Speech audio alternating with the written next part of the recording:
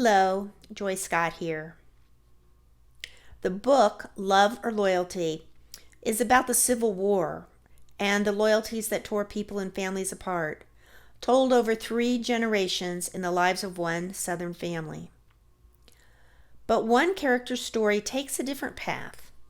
Lenie Lewis is a fictional character inspired by the women of that time, many of whom served their countries not by wielding a rifle, but by healing the wounded. Lenie is one of those women, but with greater ambitions than wartime nursing. Her goal was to become a physician. Physicians at that time, of course, were men. They were the ones put in charge of the hospitals and the field tents that treated those wounded in the battles.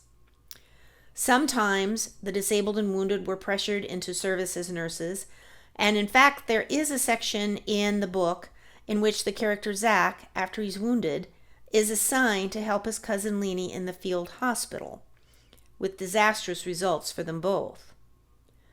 Doctors noted that the wounded didn't really make good nurses. They knew they would not go back into the battle and really wanted to be discharged or back in the field, like Zach. But there were many women who sought these different roles as nurses in the field. Clara Barton was one of them, known as one of the founders of the nursing profession.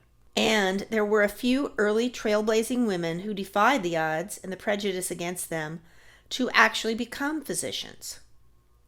What that struggle was like, what female physicians had to do to establish themselves in this male-dominated profession, is the story of Lenie Lewis, as told in Love or Loyalty. In writing this story, I grew to admire and love this stubborn, idealistic young lady who never accepted defeat and insisted on life on her own terms.